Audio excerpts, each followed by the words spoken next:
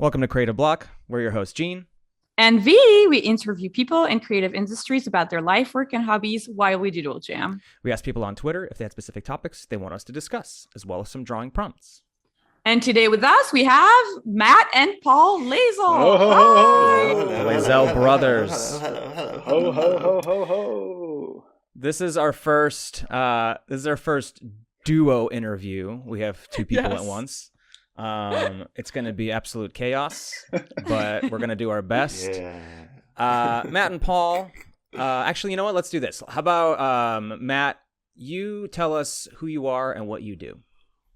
Hello, my name is Matt Layzell. I'm an animation director and recently just finished making a show at Netflix called Battle Kitty with me, who is Paul. Matt's brother, Paul Layzell. I'm also an animation director and sometimes illustrator. And yeah, I've also just finished making Battle Kitty with Matt. Excellent. The show is very exciting because it is like an interactive show where it splits off into different paths, very much like Super Mario Brothers 3 kind of map, would you say? Is that very accurate? Yeah. Oh, video game overworld map. Yeah. Yes. That's super exciting. We'll get into that later. By the time this comes out, the show is out. Check it out on Netflix. Let's start. Matt, tell us how you first got into art and animation. It's something I feel like I've always done. It's ever since I was a little kid. I think I was drawing a lot with Paul. Like we would draw together. So it's always just been my main hobby. And then I think kind of around after high school, kind of realized that you could do it as a job, which blew my mind. Right. What was the thing that made you realize that? I think it was after high school, going to like what they call a foundation course in art. So that was like a year's course. And just kind of, meeting with tutors who kind of exposed me to the world of art education, realizing that there were paths into things I was interested in. At the time, I think like when I first went to university, I wanted to go into comic books. I wanted to be like a comic book illustrator, but ended up choosing a course that had that was teaching animation as well, and was kind of exposed to that and just fell in love with animation. And I think from there, the rest, as they say. Yeah, and then Paul. So pretty similar story to Matt. Just drawing my whole life, and probably similar story to you guys too. Just drawing, getting complimented for being good at drawing. That'll do it. Yeah, that little bit of validation. That's all you need. And then I was hooked. Yeah. But no, yeah, it just felt like really natural. Like ever since we were kids. That was kind of a thing we wanted to do, something in the creative industries. And yeah, I actually kind of, went down the whole kind of art school thing. And I didn't study animation, I studied illustration. But all the while I was still talking with Matt, obviously, and like hanging out with him. And I would like kind of work with him on some things. So kind of learn animation vicariously through that. That's how I kind of really got into it. I was just wondering, actually, are you guys twins or are you guys like a year apart, or what's the age difference between you two? 3 years. So I'm the eldest, if you can believe that. The elder Layzell. The eldest. The elder. The elder Layzell. Yes, 3 years difference between us. What were some of the earliest projects that you guys can remember working on together? I feel like the first official one with both of us was a music video for a band called Mazes. And they, at the time, I had a friend who ran like a really small record label. So he put out a single by this band, and he was kind of like, "Hey, I saw you like to do animation. Would you want to do a music video? Like, I've got no money, but do you want to do it or not?" kind of thing. And at the time I was like a student, so I was like, "Yeah, fuck it, I'll do it." And I asked Matt, I was like, "Hey, I was asked to do this. Do you want to do it together as like a fun little thing? We can do whatever we want." And it was like a nice little like short song. I think it was like a minute, just over a minute or something. So yeah, we worked on that. And long story short with that one was it went from this kind of obscure band and like this really tiny independent record label, and they kind of got picked up by like another record label, which I think was still independent but bigger. And then they got in contact with like, hey, we hear you're making a music video for this. We need it in like 2 weeks. And me and Matt had kind of been, Wow. like chipping away at it. We had like an idea for it. We maybe had like a rough board, like a very rough board. And we were a bit like, could we do it in like 3 weeks or something like that? And we just like, I got a train up to London, and I think I just slept on like Matt's sofa, and we just stayed up late, like all night, and just cranked it out. That was the first thing we worked on properly. Wow, cool. 3 weeks? How did you make it happen? Late nights, No idea. just didn't stop. Thinking back to a lot of those like early projects, you'd pull some crazy stunts like that. Not healthy. Yeah, we wouldn't do that now. Yeah, you do what you got to do. Do you guys feel like you learned, maybe like, I don't know, pipeline things or like tricks that like you were later able to use as you went into the industry and later even being in like leadership positions on Battle Kitty? I think I'm always really grateful of me and Paul's kind of background in London working on those short films, music videos, because at the time there was a great animation industry, but it was very like based in commercials. So the stuff we were doing wasn't like super high budget. It wasn't. We didn't have a lot of time, so we were working with very small crews a lot of the time. And that's obviously very hard and takes a lot of work, but it also is great because I feel like we had exposure to every little bit of the pipeline. You know, we were making music ourselves, we were doing the animation, we were doing the storyboarding.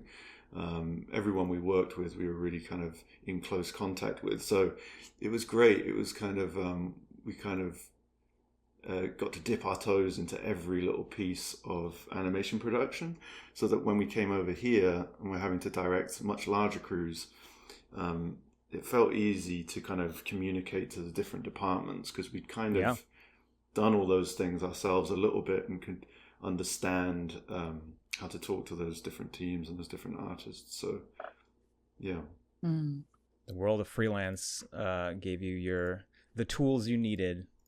Right. So can you talk about some of the other gigs you guys did while you were in the UK? Yeah. What else did we do? We did like a few music videos, some short films. We worked with a comedian called Adam Buxton, who's a comedian in the UK, and we just kind of made like a fun, silly little video for him. He had a comedy show at the time. Made some commercials for different kind of brands and stuff. What else did we do? We worked on some like idents for TV channels. Did you work for a studio? Like, was there like an agency type of studio that you guys were working for to do all these commercials, or were you entirely freelance, working like under your own basically name? Yeah, we worked with a production studio called Blink Inc., who are based in London. So yeah, for most of those things, especially the commercial stuff, it was through them. Okay. I was gonna ask also, like, how much free time did you have to kind of like take care of your social media? Because I remember you guys have before Battle Kitty, because obviously, like, I mean, you know, being in leadership takes all of your life. But you had like a very strong social media presence, and I was always like really I was really impressed by the amount of content you guys are putting out. Yeah, it's always so hard to do that stuff, right? Because you've got to, you're often doing it in your spare time off your own back. But I don't know. Yeah, I think we still enjoy kind of drawing for ourselves and need somewhere to kind of like get that stuff out and kind of experiment and explore just by ourselves. And yeah, it helped us kind of come up with ideas. That's where Battle Kitty came from, was just kind of, you know, after work had finished, doing stuff that made ourselves laugh, just kind of experimenting with new characters, and yeah, out of that can come some great stuff. But it's hard to keep it up. Work is often so much work that when you finish, you're like, it's hard to like get that energy to do work for yourself, you know. So yeah. How did you first get into TV animation? What was that first opportunity like? Yeah, I feel like me and Paul's dream, I think, was always to like make a cartoon. Like we grew up watching cartoons. We always wanted to make a show. So even when we were working in London on like more commercial jobs, music videos, or short films, and that, we'd always try and like be pitching shows, and we started to pitch to Nickelodeon whilst we were in London. I think that kind of started it for us, like the feeling that maybe we could make this happen. We kind of got in contact with people who were out here and kind of already working in that industry. Excellent. What was your first job in TV? In animation, I guess, specifically. Yeah, for me it was working with Matt and George Gendy in London, developing what would become Apple and Onion. That was kind of back when Cartoon Network had a kind of like a European development studio going, and I feel like we were like one of maybe three. I don't know if you can remember, Matt, shows. I think yeah.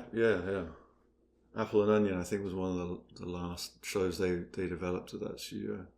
They kind of winded down that studio whilst we were there almost. But yeah, that was kind of I guess the first kind of proper TV animation job I had.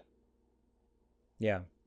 It seems like there's a pretty small community of like UK artists that do work for TV animation. Is that true, or is it just that like you guys are roll deep and you just all happen to end up working in the Western, or I guess in American animation? Like, I think back when we were in London, there weren't many avenues into like TV animation, and that development studio, that Cartoon Network European development studio, was one of like the few places where I think we saw a real avenue into like doing what we wanted to do. You know, it's where shows like Gumball came from, and Pinky Malinky all came from that studio. Right.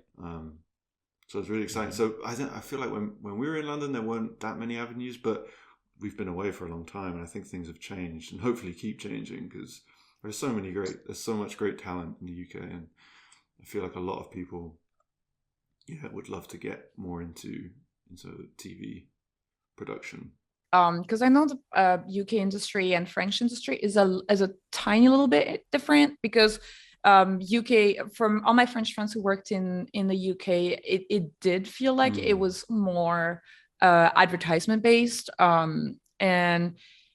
But do you feel like on the TV side, is it a little bit more preschool than it is that like 6 to 12 age range? I know that it's like pitching 6 to 12 is in Europe feels a lot harder than here, because it's like harder to convince studios, or there's just like the studios are like less inclined to do that specific target. I think when we were there, I think like Matt's saying, it felt like the only things that were going on was maybe like things like Peppa Pig and stuff like that. A lot of preschool, and Gumball was the only kind of avenue into that world. There was a lot of appetite to get into that world, but it was kind of like you had to make it to America before you could really dive into that. I think it's completely changed now. Like from what I know, it seems like studios are much more willing to kind of do things all around the world. I guess the technology's kind of like caught up with that. And I think also just like the students that are coming out of those schools are much more like kind of thinking that way. Like that's a goal that they want to do. I think back to when I was in university, I think I was maybe like the only person in my year who like had the dream of like, oh, I kind of want to make an animated TV show. Yeah. For everyone else, it was a kind of different sensibility. Do you think it's just the like access to more information and just knowing that's out there, like just because it's because of the globalization that's sort of happening where, you know, everyone's watching all this different media? Do you think that might be the cause, or is there something else kind I of think, happening? yeah, exposure to things. I think like social media, like you think of like art communities now, like they exist online. Um, I think, yeah, like I don't want to date me and Matt too much, but I feel like when We're me and Matt were coming up, ancient. social media was really like in its infancy. We're all old Okay. here, that's fine. Well, you Yeah. guys remember, it's like, you know, it was there, but it was very niche. It was like super, like hyper Yeah. focused. Whereas now it's Yeah. kind of, that is the main thing. Um, so I Yeah, feel like yeah. that plays a big part in it. People are seeing it more, people are seeing how it's made more, and are following the people that are making it more. Yeah. I agree that like social media, I think we brought it up in a previous episode that when I mean I was graduating in 2011 and Yeah. Instagram just kind of got out. It was like Tumblr just started a couple years before that, and Facebook was 2028, I think. 2008 that came out. So it's Yeah, very something like that. recent. Yeah, it's very recent. It's true that yeah, it feels like we're kind of like pioneers, I guess, in terms of like putting art on like Instagram and Yeah, Twitter. totally. Now it's Yeah, I much feel more like we common. were the guinea pig Yeah. generation, but now they're figuring it out. What have we I remember done? like Blogspot was Yeah. the thing. You remember that? Yeah. Remember Yeah, that? Blogspot. Bring Yeah. Blogspot Blogspot. back. I mean, it's around, just no one uses it. None of those websites True. like go away, right? Like they just become Yeah. like a weird corpse that doesn't die. But Yes. yeah, Blogspot was the jam. I think Tumblr really just kind of Yeah, destroyed it true. because it was so Yeah. much more accessible. Yeah. Um, And the uh, reblogs. The the reblogs. reblogs were great. Yeah, that was a smart idea. I was gonna ask. So the people in the shows you mentioned, like Gumball and Pinky Malinky and Battle Kitty, they kind of share some stylistic similarities. It's very like graphic design, very strong shape language. Could you speak to that a little bit? Is that something that like, because I assume that you know the creators of those shows, but is there a common thread that you can Yeah, it's a see really between good those? question. I think there is that certain kind of like European style of design.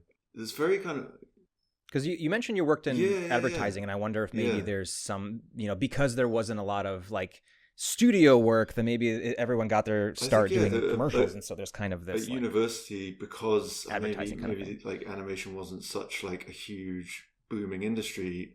There was a lot of emphasis on illustration and good, clean graphic design, typography. I know, especially for Paul, Right. that was kind of at Brighton. That was kind of like drummed into them there. So like, I don't know. Yeah, there is this importance, I feel like, in a lot of like European design for good proportions and things like that. It's also very like Japanese inspired, I think, as well. Like we idolize a lot of like Japanese show, and they're just known for their like really nice graphic design, character design. So that definitely inspired us. But yeah, you are right. There is this kind of like shared kind of aesthetic. What do you think, Paul? Where does it come from? Would you? Let me tell you. What's going on? I don't know. I have a theory. It's more from like the education. I'm going to be speaking generalities here, and this is not. Don't take this as gospel, but I have a theory that it's just like art schools in the UK really focus on kind of like ideas and finding your own kind of voice and style.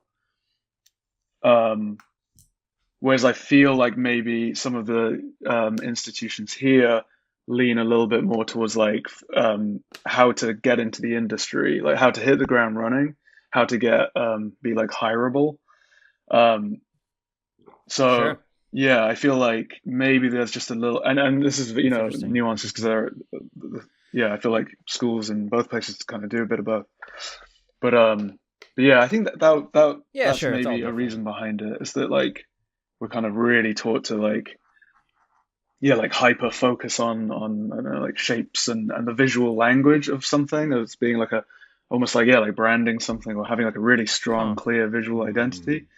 Whereas maybe in the US, it's more like going off things that already Yeah. exist, or and have a big history here. Would you say yeah, like I was gonna ask also, like I know for example in the French animation industry, there because of the limitation of budget, there is absolutely no way a show will be hand drawn like a show like Craig of the Creek or Steven Universe. It's all gonna be Flash. I mean, it's changing to Toon Boom Harmony. I was wondering if that was also maybe something that was Yeah. like driving design in from you guys' perspectives. Yeah, maybe. I do sometimes wonder if we were subconsciously kind of influenced by a lot of like British kids shows. Like when we were kids, British shows were super simple. Some of them were just like images being narrated. They were all narrated by like one. It was always like one dude doing like all the voices. But stuff like Stop It and Tidy Up. What are some of those shows?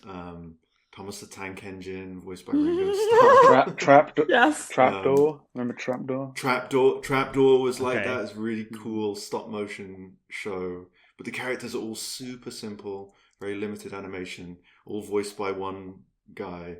Yeah. And I can't help but think, like, oh yeah, maybe there's some of that DNA in Battle Kitty.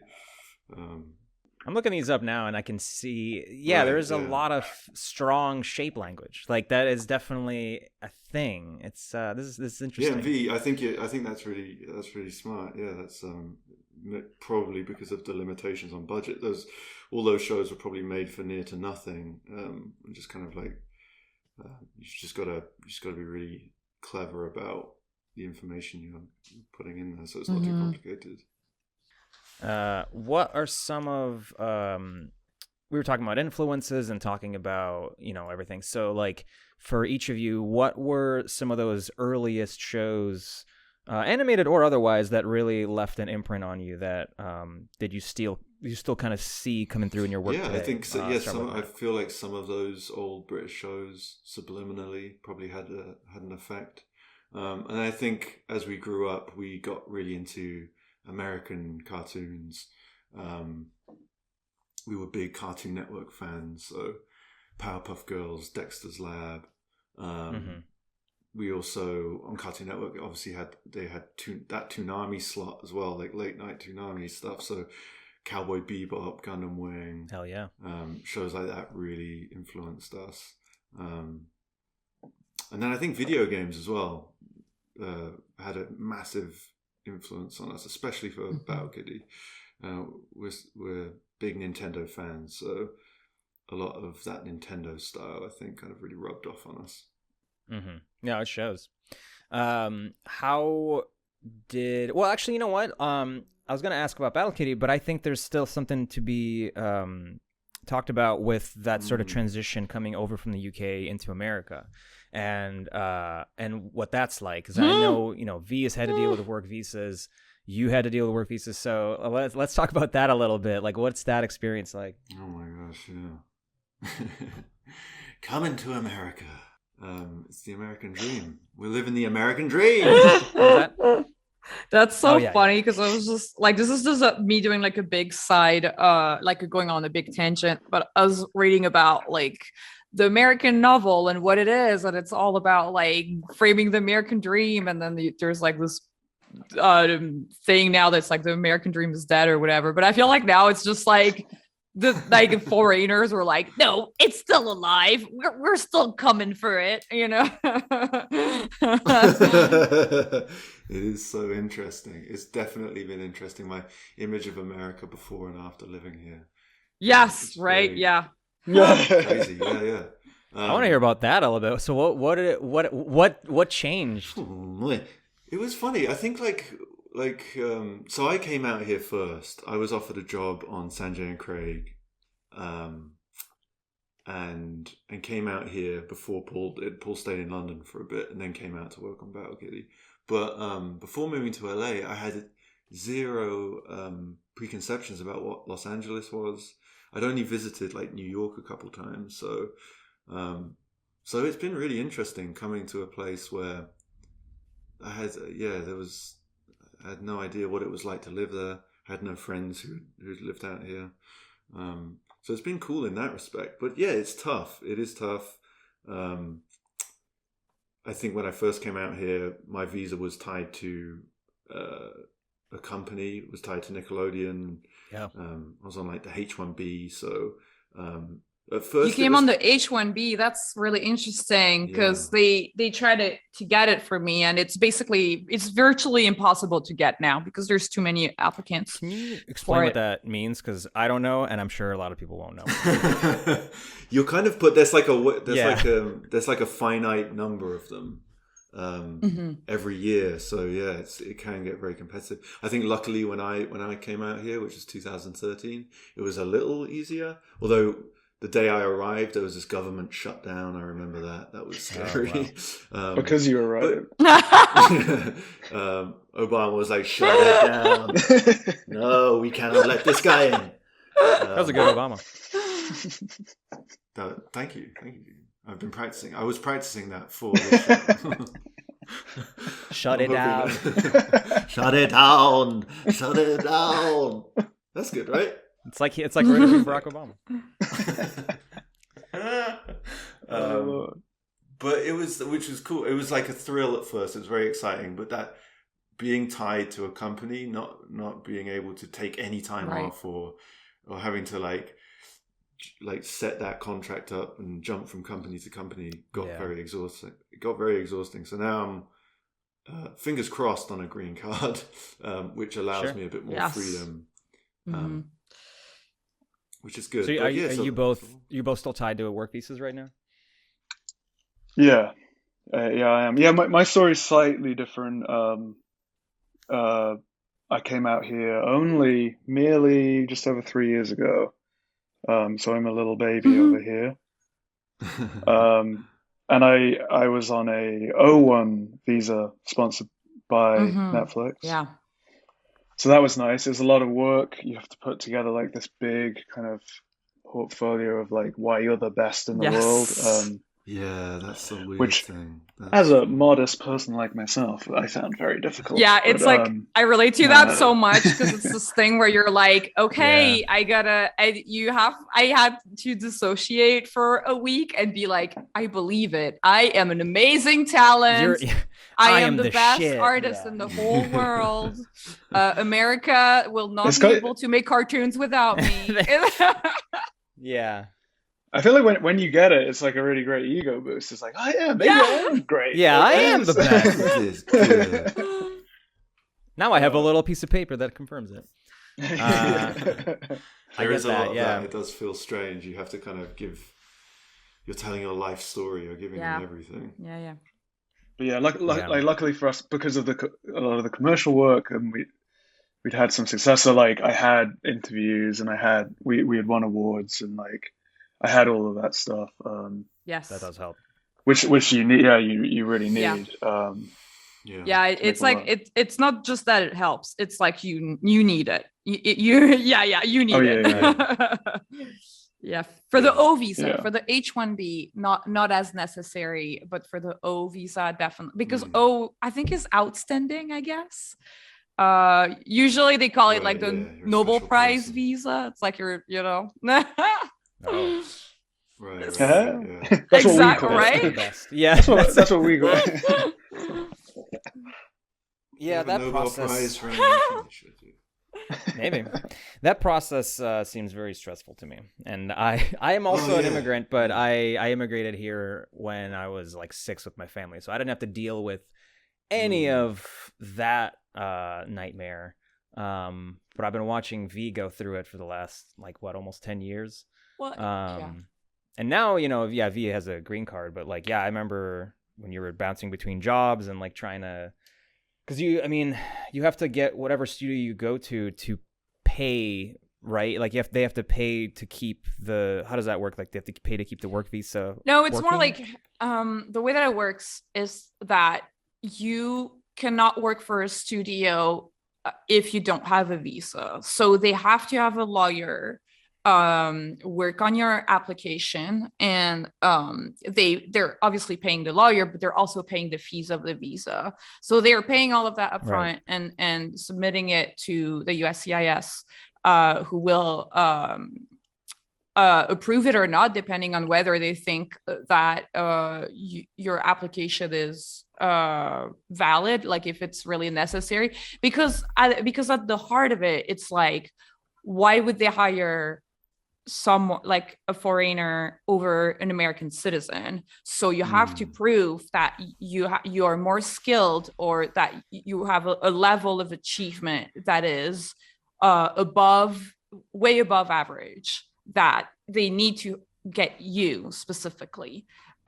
Which kind of works in our industry because shows are extremely picky. Like showrunners will go through sometimes over 50 portfolios to just fill in a couple positions. So there is this criteria of like, it is an extremely skilled position. And it's something that we tend to forget when we work in the industry, that it could, because that's why as an artist, you can apply for this O visa, because it's usually also for artists, athletes, or scientists, or like literary talent. So it's it's highly skilled and also highly covered, I guess, kind of positions. Like you would be likely to give panels, or to like your opinion would be respected by a selected group of peers. So things like attending or exhibiting at events like CTN, like Box Expo or Annecy, or like there is a scene that has a lot of eyes on it internationally. So that's the reason why you can apply for these visas. So the H-1B is a little bit broader. So if you were, I think H-1B is a little bit more, it doesn't need to go through all of the specific steps that the O visa has, which the O visa has the articles, the awards, have you been a jury on a panel, like all of these kind of like very like, are you, do you have not agency, but like influence, I guess, in the field. Yeah. Yeah. I promise we're going to move on from this. Are there any visa talk? No, this is visa talk. Well, I was going to ask, like, yeah, but I think it's really important. I think, like, I was going to ask if there's any resources that any of you can think of that helps with that stuff. To be honest, I've blundered my way through all of this stuff, and it's like. Right. And somehow I've managed to keep up with it, but it's so complicated. I feel like Paul knows a lot more, and Paul's wife Ali, I think, has been like a source. Yeah, it kind of like going through this process kind of like turns you into an immigration lawyer kind of thing. Right. Then, truth be told, there's not a lot of resources out there. Apart from obviously working with a good immigration lawyer, they can help you, but it's expensive. I think, like my advice to, if there's someone out there who's like maybe like a young student or something, really wants to move to America, maybe they're in America already. I think it's like not to rush. Yeah. Like not to rush into it. I think there's like windows of opportunity, and if it's something that you really want and that you want to work towards, I think you'll get many windows of opportunity. There's a little bit of luck involved. It's a lot of timing. But I think, like you were saying, it really I feel like it just helps you if you're like a sure bet, especially with like a visa with like an O1, like, build up your career before getting into that world. Build up some bit of savings because you'll need it. Yeah. Yeah, it's expensive paying for the lawyers and stuff. For sure. So how did Battle Kitty come about? Let's get into it. Well, it all started with the H-1B visa, actually. Yes, let's go back to that. Battle Kitty came to Battle Island on a H-1B. Battle Kitty. So Battle Kitty started as a series of short Instagram comedy sketches that I would do in my spare time, whilst I was working on Pinky Malinky, I think. Yeah, and it was part of that, just kind of like stretching your legs after work, just doing things for yourself, and then just kind of from there just kind of fell in love with the characters and really enjoyed drawing them and acting them out and doing these little kind of episodes on Instagram. And then I think when it came time for me and Paul to think about what shows we wanted to pitch, Battle Kitty kind of became one of them. It seemed the characters were really strong and kind of like we really liked the characters. So it was just about kind of fleshing out kind of a wider world around them, which we did. And then pitched that to Netflix. And at the time, Netflix Animation Studio was just starting up. So I remember pitching it to Netflix and not really believing that they had like an animation studio. They said they had, but there wasn't any building or anything. But they said that they were starting this new animation studio, that they would be like making shows in-house. And yeah, they thankfully they picked it up. They liked the idea. I think it helped having those Instagram shorts for sure, just to show them kind of that proof of concept. And then, yeah, from there we took it into development. Yeah, I remember talking to you, and we ran into each other at one point, and you had mentioned that the development was like 3 months. Is that accurate? It was super quick. Maybe I was exaggerating. maybe I hadn't had much sleep. It sounded cool. I don't know. But it was quick. I think in kind of compared to other people's development time cycles, or it was pretty quick. And I think that was one of the cool things about working at Netflix at that time, is that it was a brand new studio. They were just starting up. They needed to make these shows they brought in. So I think very luckily for us, there was a good amount of development time, but it wasn't super long. You know, it was we were kind of moved into production relatively quickly. I mean, anything less than a year is incredibly fast. I think it was just about less than a year, yeah. Probably not 3 months, and I don't know why I said that to Eugene. I'm sorry. I don't know. I was trying to impress me, I guess. I don't know. I was like, I remember seeing, I was like 3 months, and I was going through development with Planet Panic, and I think it took me 3 months just for me to like get my contract sorted. And so I was like, what are they doing at Netflix? I was like, what? But it was probably pretty quick. Maybe I was, when more of the crew had joined, I think then it started to really speed up, and I think maybe that's where that 3 months came from. Yeah, I was gonna ask, just caught me on a crazy day. Maybe making stuff. I'm sure you were probably tired from working on the show.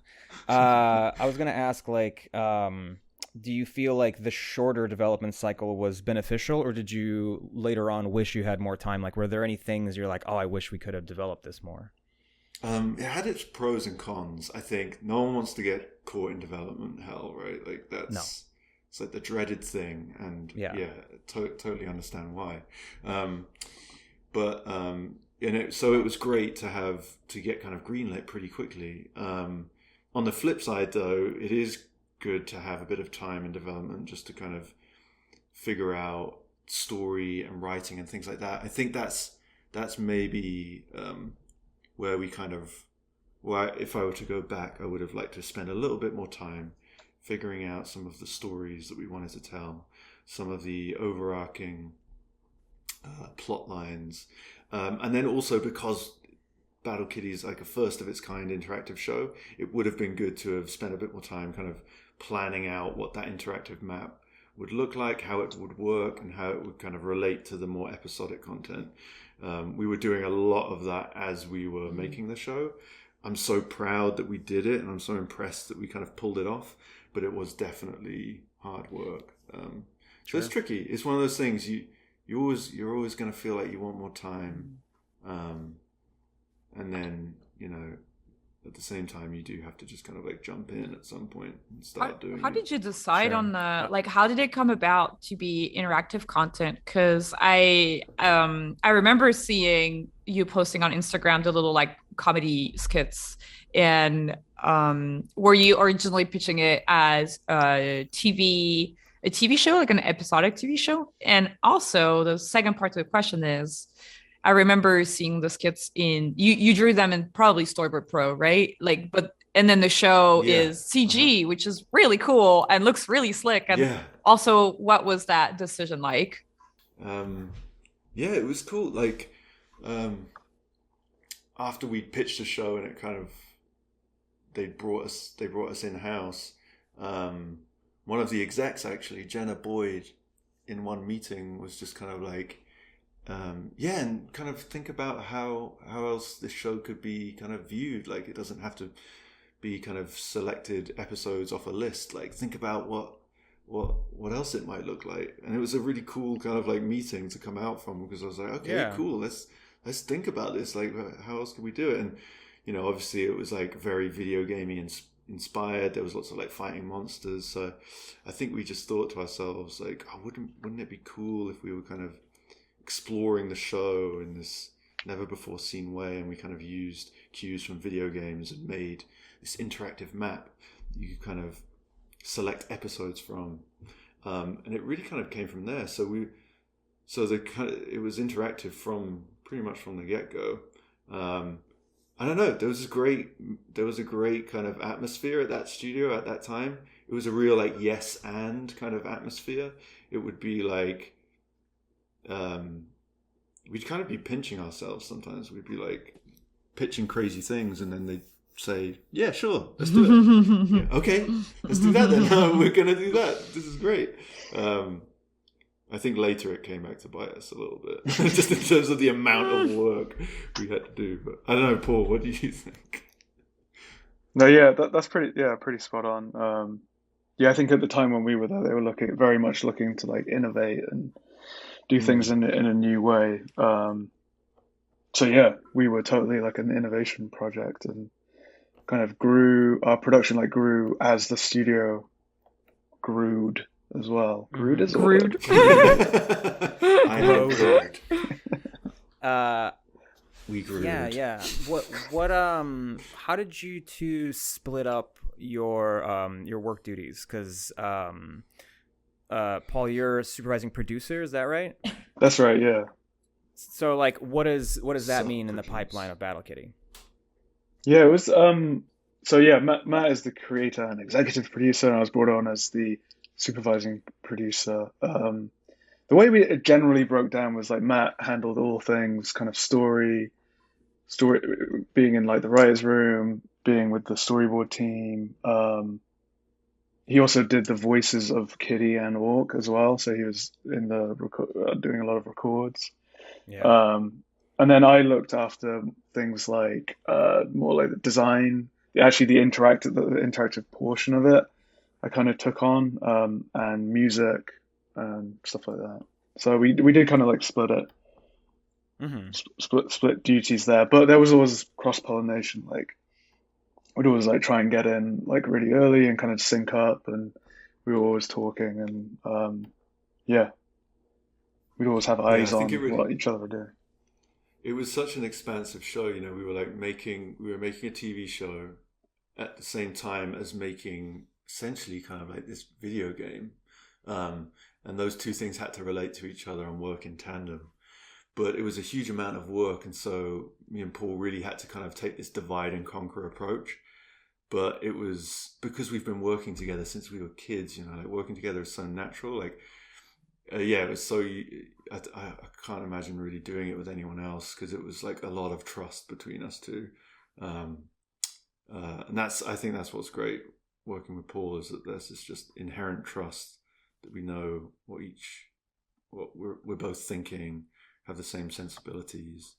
So yeah, it was a lot. That makes a lot of sense, because it's like I think there's like working. I know like a lot of shows with younger creators, sometimes they'll pair up with like someone with like more experience, someone that they don't really know yet, and there's like a lot of communication that has to happen, and a lot of like like getting on the same page. And you guys basically didn't even have to do that, because you already knew what you wanted to make. That's super great. That's true. Yeah, we could just kind of jump straight in. Yeah, we're really lucky in that respect, for sure.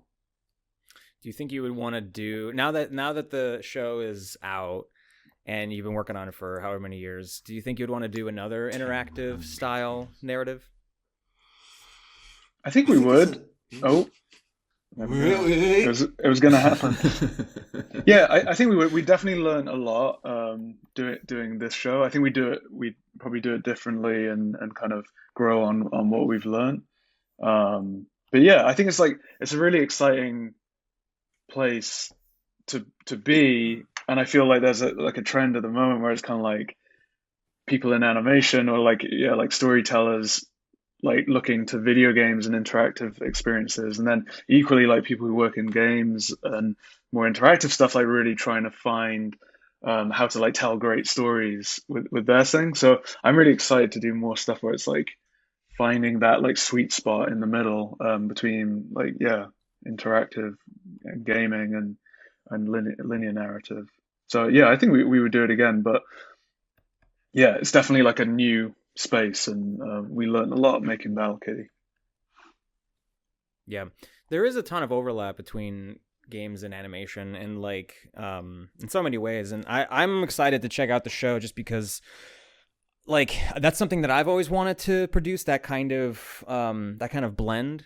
And I'm really curious to see how you guys handled it, and also like what you do in the future. And also, I hope that more studios are open doing that kind of thing. And I think Netflix is clearly in a position where they can more easily implement it because they're a streaming only studio, and so they have the technology to handle that and the initiative. But it'd be cool to see more animators hop over to games and, you know, kind of try to bring that same narrative talent. Yeah, there was no question there. I'm excited to watch the show, and I think it's cool that you guys moved it in that direction, like moved the needle a little bit towards interactive I element. agree. I think when I saw the map in the trailers and stuff, I was like, this is so clever and smart, because it's like a battle show, and like what a better comparison than, you know, video games that are often like have a battle element to them. I wanted to ask you guys about the CG component of it, because I was wondering if you had worked on CG shows before, and if so, or if not, you know, what was the learning curve like moving from like 2D shows like Sanjay and Craig and Apple and Onion to something in CG? We've done a few projects together in CG. Paul had directed a few spots in London that used CG, so we were kind of familiar with it before we did Battle Kitty. And I think the idea I remember early on the idea was to do Battle Kitty in this kind of like hybrid style, so like the characters would be 2D and the backgrounds would be 3D. And I remember one day just thinking, let's try the whole thing in CG and see what that looks like, because it was already feeling very video gamey. At the same time, I was reading lots of articles on like using Unreal to produce TV shows, so I was like really interested in that. So we were meeting up with some really cool people who were just starting to do that and had studios kind of set up to do that, and I think all that kind of momentum led to us trying it out in CG.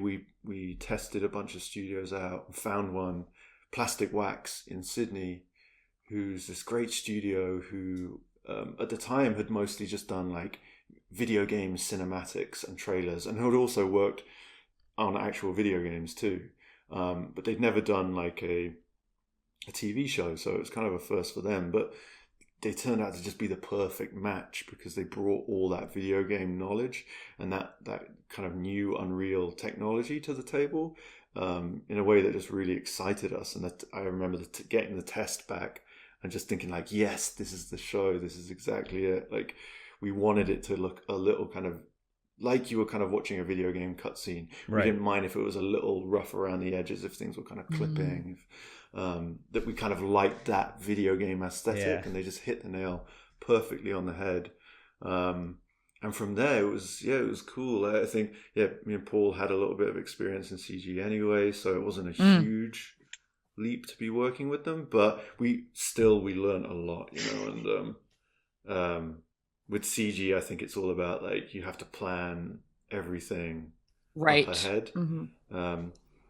which in 2D isn't so much the case. You know, you're able to kind of like make things up on the fly a little bit more. That's a lot harder in CG and can really impact the budget and the schedule.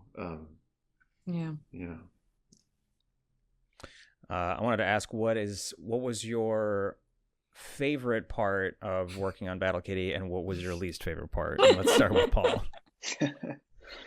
I mean, favorite part is always just like having a crew, working with a crew.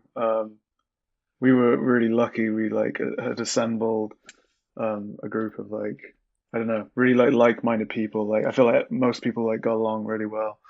There wasn't too much like drama or anything. So yeah, just like really fun times of that. Like I don't know, we would have like karaoke nights and stuff like in the studio.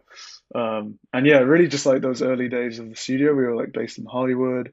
We had this kind of like, it was like an old photography studio that we kind of had to like reinvent ourselves. Like Matt had bought loads of like old school games consoles, so you could like play GameCube like a game and station. yeah.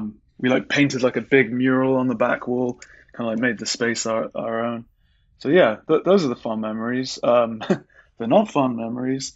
I mean, Bad like times. we were making the show during the pandemic, so Right. yeah, I really clearly remember that day where it's just kind of like the kind of week leading up to it, and everyone's all like I don't know, touching stuff and then like washing their hands like every 5 minutes. That was surreal, yeah. And then getting that call and kind of being like, okay, guys, everyone go home, and being like, when are we coming back? And I remember thinking like, oh, I'll see you in like a few weeks or something, saying that to people. And then like kind of watching people like ransack the snack drawers and stuff. And it's a bit like, wait, maybe I won't see everyone in 3 weeks. This is looking a little apocalyptic. Yeah. A little end of day. So that transition was tough, and I think it was tough on everyone, like making that adjustment. And I think some people adapted, some people like struggled, but yeah, we all took a hit over that for sure. And what about you, Matt? I think the best times were seeing it work. I think we're getting bits of animation back, getting episodes back, and they're just looking fantastic. And yeah, like Paul said, working with the crew, we had such an amazing crew who just showed up every day, and just kind of none of this had been done before. So I was always so grateful of everyone just sticking with it and being so talented and kind of like just up for making this brand new kind of experience happen. And then the toughest stuff was just trying to keep it on the tracks, trying to keep things working. I think you know, as a showrunner, you're trying to make the show good itself, but then also make sure that everyone else is having a good experience on the show. Sure. And so you're kind of juggling those two things, and sometimes those two things don't work together. And it's a lot of pressure. I don't know. You've got a team of like 40 artists who are giving up years of their life to come help you make this thing. You better make it worth it for them. Sure.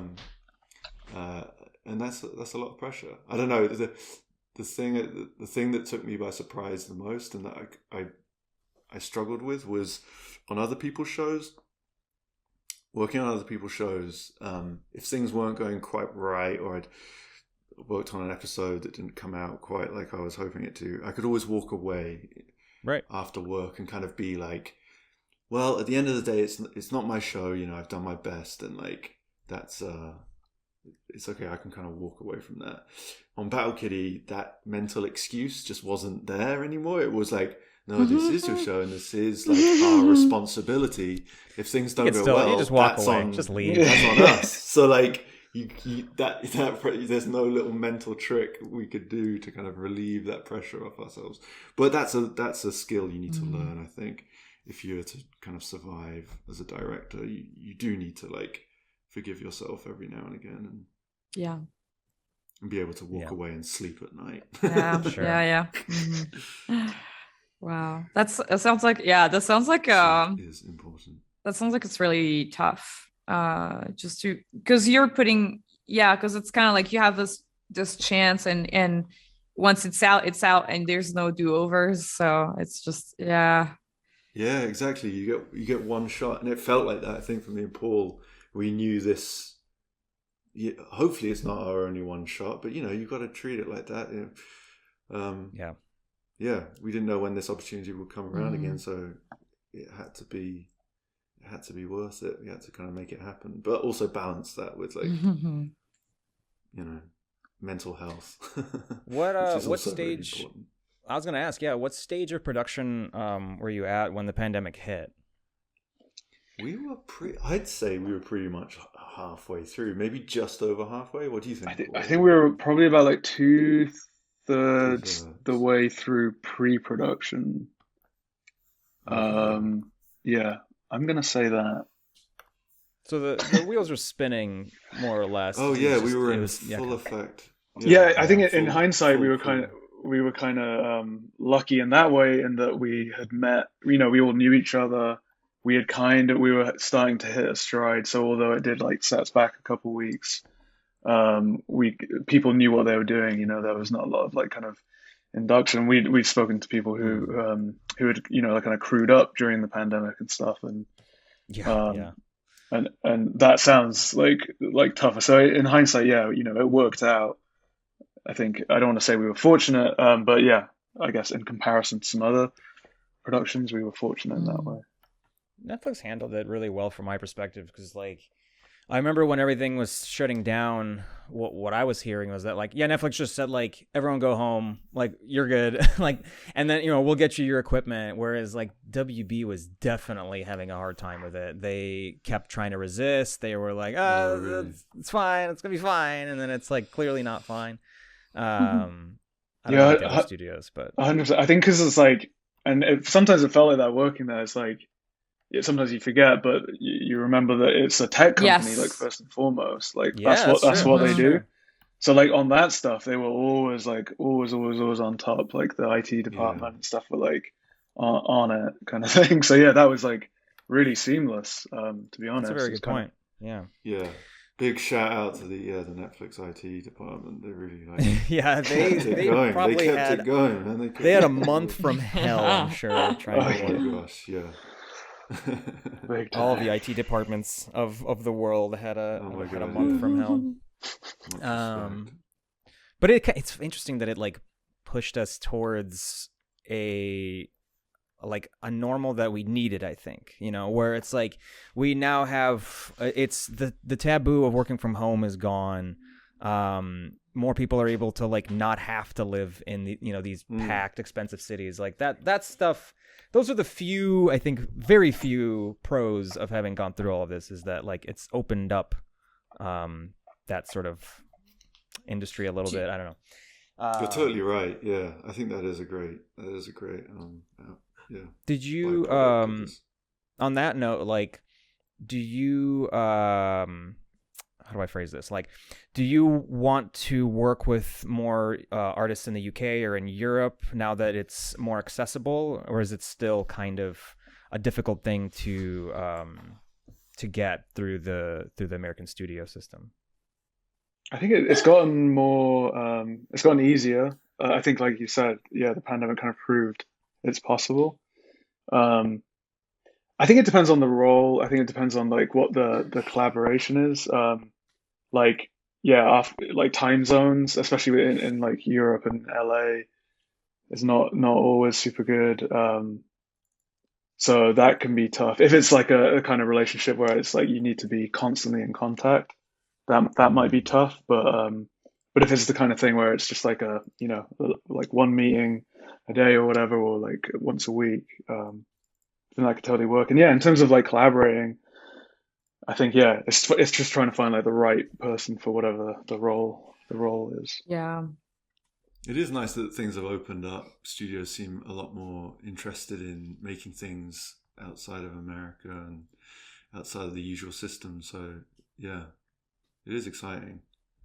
Yeah, I'm looking forward to that. I think it's still an awkward time and it's a weird middle sort of phase, but I want to see more opportunities open up for people that aren't in LA, that aren't in America even, and because there's no real need for it. Like, yeah, it's good to work in the same space, right? I feel like we it all know depends that. on the. But I feel like it depends on like what Paul and Matt were saying, like kind of like your position on the hierarchy, because Yeah, what it is position true. you're in. Like if you're a supervisor and you're like on a completely different time zone, No, you have to this is be. gonna Yeah, be real tough.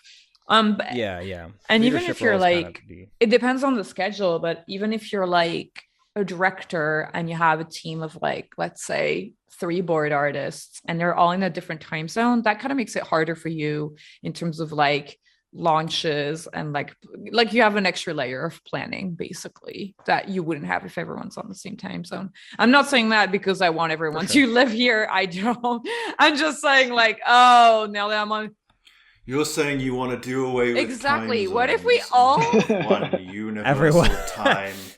This like done in tens, please. This is what if we 10 hours. all What lived was in a the 12? computer What is and the there 12? was no time and space? What if we Yes, now we're talking. Now. There we go. Are Write we this down. going Write this down. into This is the good. metaverse right now? This is an ad for Facebook. I only want to make sure. It's Wouldn't it be funny if there was only one time zone and everyone 7 a.m. was very different for everybody, and it would just be complete chaos? yeah, I think that could work. I think it could work. We could do it. We can do it. Let's make it happen. Let's do it. That's This, what the world needs. Yes, I like this Pibbles that somebody's drawing up here. Oh, I'm mid Pibbles. It's a very squishy Pibbles. I love them. I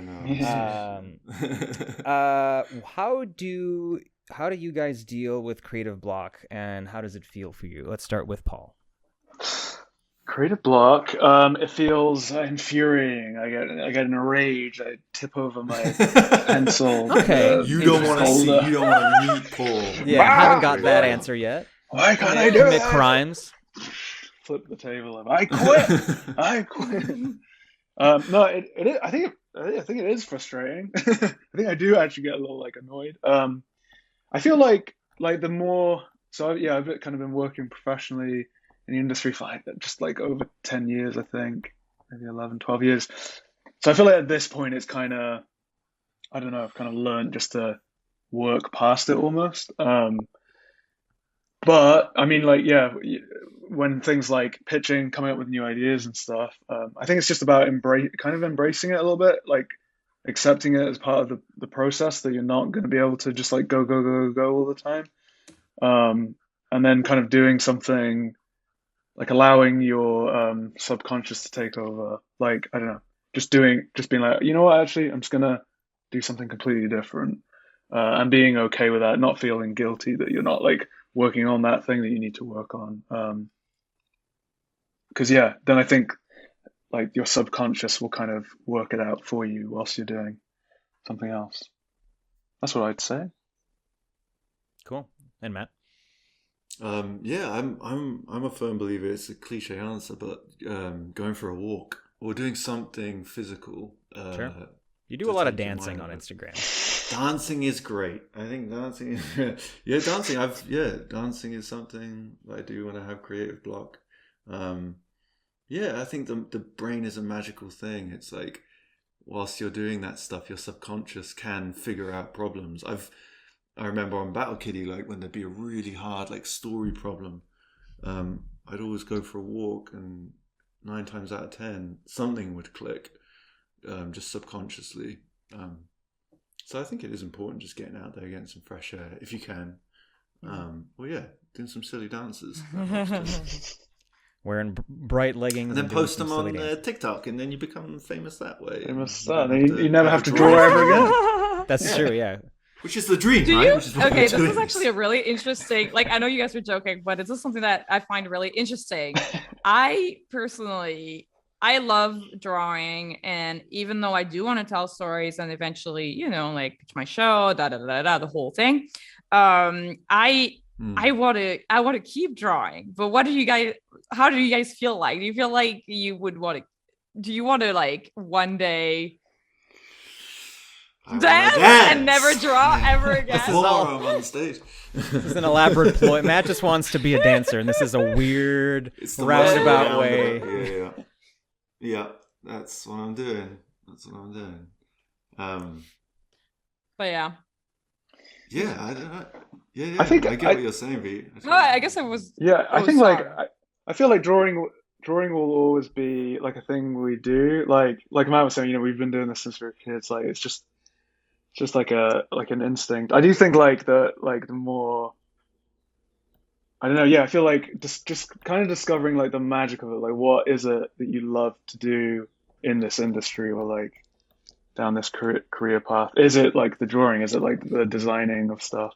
I feel like for me and Matt, like the most enjoyable thing is the idea generation, the kind of like coming up with characters, the doing the jokes, the making it look pretty, but like the kind of big picture stuff, and kind of doing a little bit of everything from the music to the animation to and not getting too like technical with any of it, and then just like working with people who are like amazing at doing that. Yeah. I feel like that's where it goes. Like, will I always draw? Yes, but will I be mad that I'm not the one kind of like drawing everything? No, because there are people out there who are way better at drawing than me, and I want to work with them.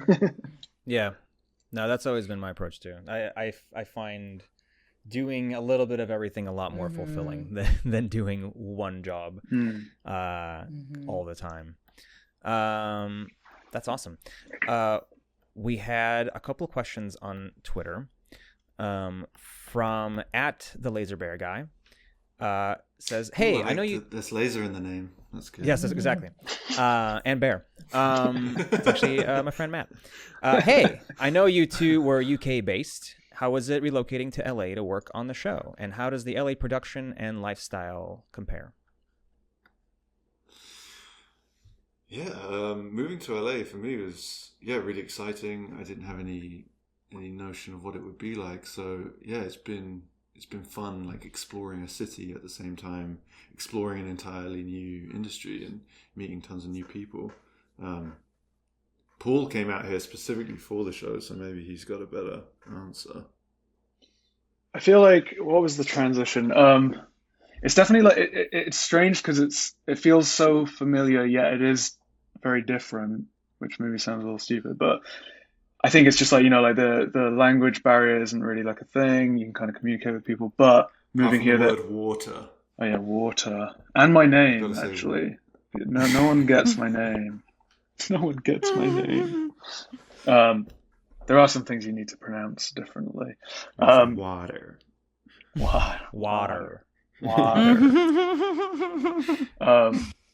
But yeah, I think that there are some like cultural differences, like very very little ones, but that took a little bit of like getting used to.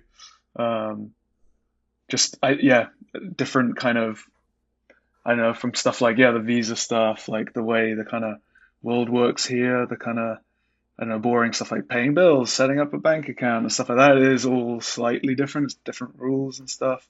That took a lot of time to get used to. But the weather is a lot better. It's a lot nicer than in the UK. And the mountains. It's almost the exact wonderful. opposite, I think. Oh, really? Do you? Always dry and hot, and whereas UK seems cold and rainy. No, yeah. I don't know. I've done my time of that cold and wet. I've served my time. Please don't make us go back there. Don't make us go back there. I was going to ask, would you want to go back and keep working, or are you done? In the UK? Yeah. I mean, I think, being a visa holder, we might have to. Sure. I'd like to... If you had the choice. Yeah, no, I'd like to stay here for a bit more time. It's been tough, like, during the pandemic and the visa that I'm on currently. I haven't been able to go back, so I haven't been back for, like, 3 years, as long as I've been here. Yeah, Paul's been stuck in America. So I'd like to go back for that reason, just to, like, see people. But I do like it here. Love the industry here, and it still feels like the place where you can like make things happen, which is kind of why we wanted to move out here in the first place. Yeah. Right on. Paul loves basketball too. So I love basketball. He's in dreamland. And basketball is forbidden in the UK. Yeah, it is. You will get shot on sight. Just that silly football, the one they do with the feet. Hey, I've lived in America most of my life. I have no idea how American football is played. It's a mess. So. Now soccer though. Oh. Well, that's what I was Soccer. talking about. Maybe that's another language barrier thing. When I said Yeah. football, I know. Yeah. I meant soccer. I know you meant it, but I was fucking with you. Oh, okay. Yeah. Yeah. From Adam Bills, has your professional relationship at all affected your personal relationship? He does creative stuff with his twin, and thankfully has never driven any wedges between us. But he wonders if everyone is so fortunate. It's a really good question, and I think like the higher pressure the jobs, the more that you risk that happening. Thankfully, I think me and Paul, we trust each other. We're very honest with each other, which I think is a key thing. I think you're going to get into tough spots, even if you are related, even if you are you have grown up together. And I think just being honest with each other at all times can really help. But yeah, we went through tough patches, right, Paul? Like we got into little arguments now and again. It wasn't perfect, but I respect Paul enough and trust him enough to kind of like get through those. Just enough. Just enough. Just enough. Just enough. Just enough. No, yeah, it is tough. It is like, yeah, it does kind of, it does affect your relationship and like how you, I think especially when you're like, so yeah, we work together all the time and there's that like respect and trust and stuff. But we're also like, we worked with, like 40 plus people in our crew here and even more people. So it's like, keeping that, keeping professional at all times.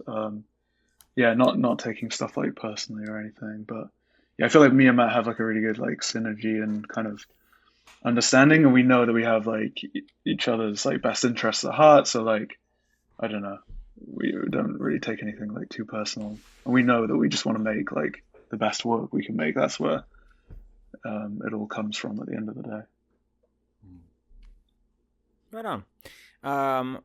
What are your goals for the future? Because now Battle Kitty is released. At the time of recording, it's not out yet, to be honest. So we don't know, but I assume the response will be fantastic. So what are your plans now? TikTok and becoming a dance. Yes, finally. Becoming a TikTok influencers. I think we just want to keep making great stuff. We want to make stuff that really interests us and gets us excited, but also gets the audiences excited. I think we always strive to surprise people, to come out with something that they might not feel like they've seen before, but still kind of feel familiar. We really want to like try and do a movie. I feel like that's a goal me and Paul have. We'd like to try and make that happen. And then there's also video games too. I think we've loved video games for so long. It's always like a background interest. It's always a background thought, kind of like, how can we try and make that happen? How can we get into that? But yeah, I don't know. Paul, is there anything I missed? No, yeah, that's about right. Yeah, we're currently just focusing on kind of doing bits of promotion for Battle Kitty.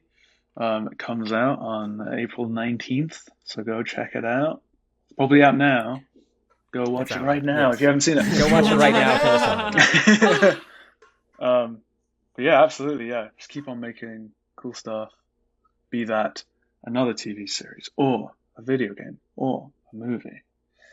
Yeah, we just want to delight and entertain. What kind of game would you want to make if you had the freedom to?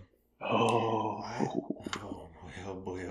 My dream. I love in RPGs, like action RPGs. I love like exploring villages. Yeah. And I would love to make a really dense like village explorer type game where you can just poke around lots of different. That sounds up my alley. Talk to loads of different people.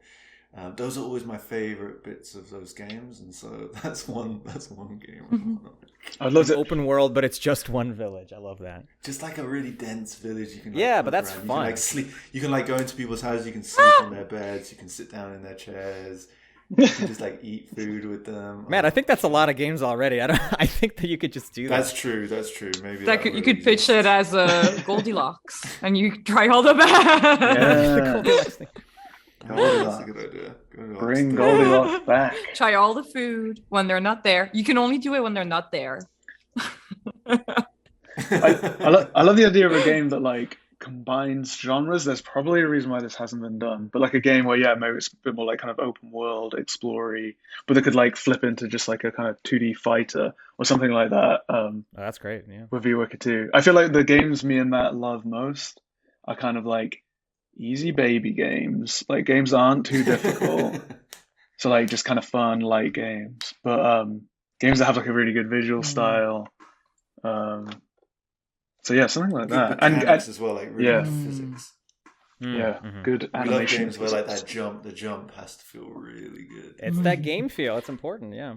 Yeah. That's ruined me on a lot of games lately. It's just like doesn't feel quite right, and I know, yeah.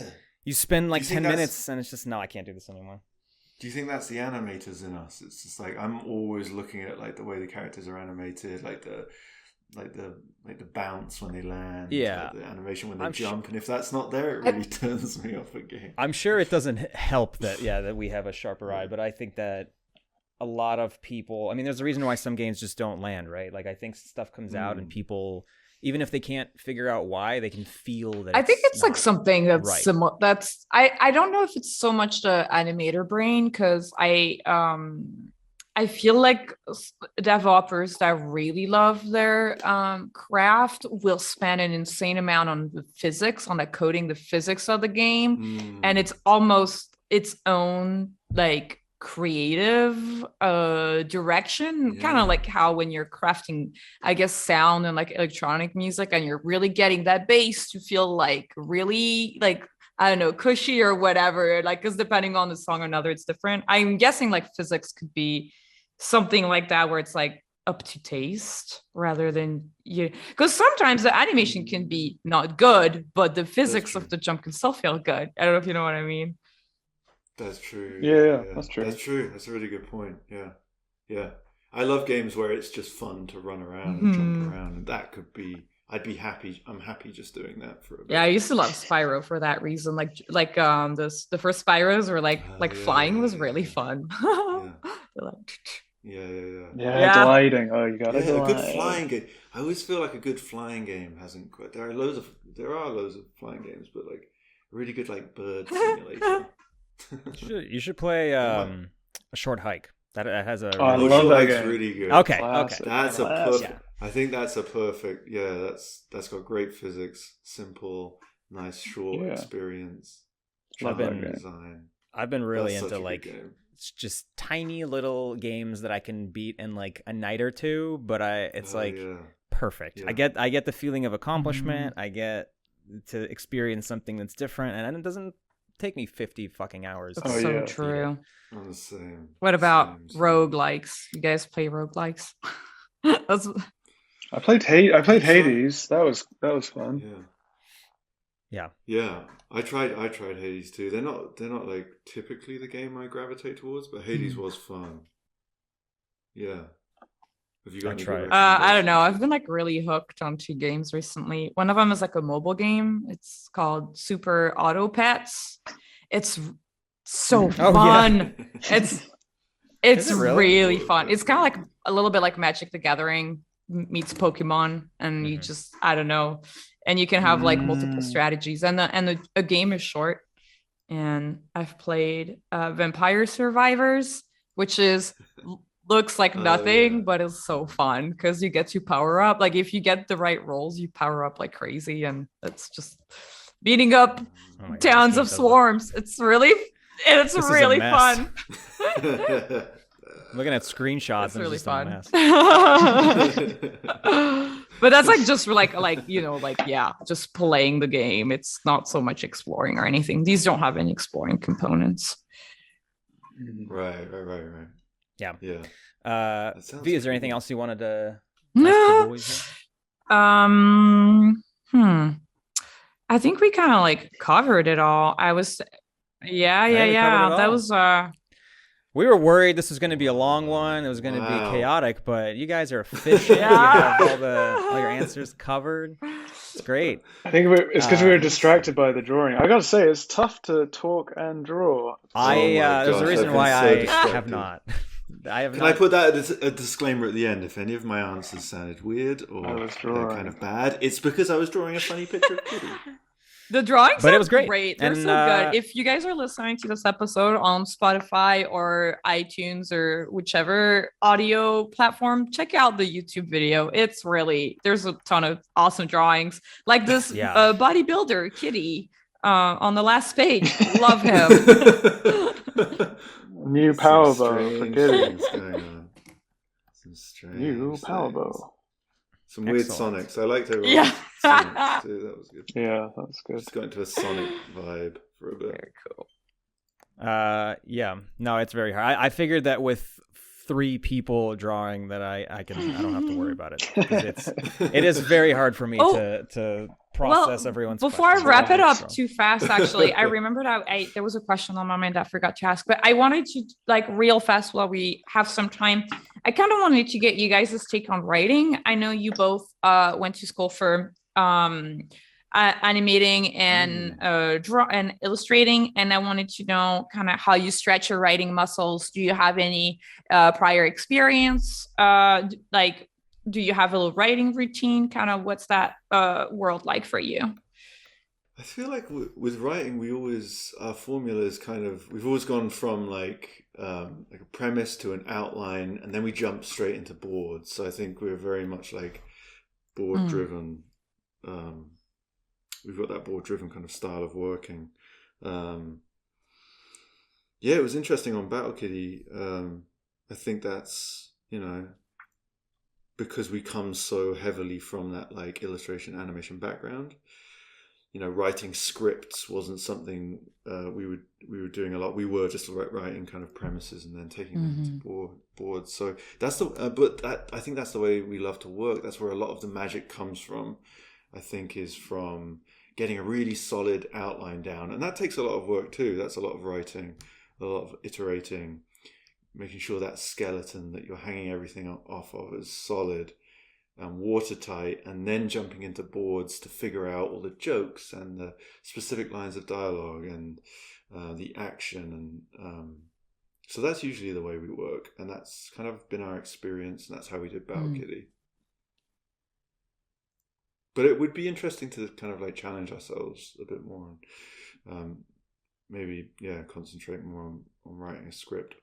But we'll see. Yeah. Do you guys have representation? That was something that I was wondering too. Like an agent or like anything to like kind of help you, package things, pitching things around, or have you been kind of like doing that on your own? We did it by ourselves for a long time. Battle Kitty, we did have a manager helping us kind of like hash that deal out. So a bit of a mixture, I think. But most of our career has been without. I think you get to a certain stage though, and the contracts get so big that you do really need that help. I think me and Paul do. But it's not for everyone. It's weird. I know people that still don't have a manager, and they're pretty high up. They're like directing features, and they still kind of represent themselves. So maybe it's a personal. Maybe it's a personal preference thing. Interesting. Yeah, no, it's something that I like to ask because I feel like people, like in animation, it's not something that we talk a lot about, or at least not as much as like for for example, writers in live action. It's like it's almost like you have to have an agent. It's pretty much impossible otherwise. But I feel like in animation, it's kind of like this kind of weird thing where it's like you can put your all of your content online so people can judge the quality of your work almost like in a couple seconds. So in some sense, like at the beginning of a career, it's not as necessary, but when you get into that realm where it's like talking to execs and pitching and meeting people and doing generals and stuff, like that's kind of where it could be kind of useful and or up to like each individual, I guess. So you guys like kind of, yeah, you guys got it, got like representation for Battle Kitty. Mm-hmm. Yeah, and that manager helped us get the initial pitch for Battle Kitty. So it is, it's super useful. Is it like a must? I don't know. It depends on, maybe like you said, where you're at in your career. Like you said, I know a lot of people that got work off their, like, writing work off their Twitter account, or lots of board artists that got work because of their Instagram account. So what are some your people and some people also, oh sorry, Gene. I was just gonna ask you to plug your social medias. Hey, I am M_Layzell on Instagram. I've got a Twitter account which I cannot remember the handle for because I struggle using Twitter. But everyone does. Instagram is maybe the best place to check me out. And you can follow me on Twitter at Paul_Layzell, and then on Instagram Paul.Layzell. Went with a dot on Instagram. Ooh, Don't ask me why. Just shake it up a little bit. Yeah. Why the dot? This is possibly the most important question. Why the dot? Yeah. Why Let's really dig into it. Because it's to the point. Hey. Well, and thank you, everyone. That's the point at the end of this. Hey, there it is again. Hey. Matt and Paul. Dot. Hey. Hey. That one didn't really work. Sorry. Matt and Paul, thanks for being our guest and sharing your stories. Thank you so much for having us. Thank you. It's been really fun.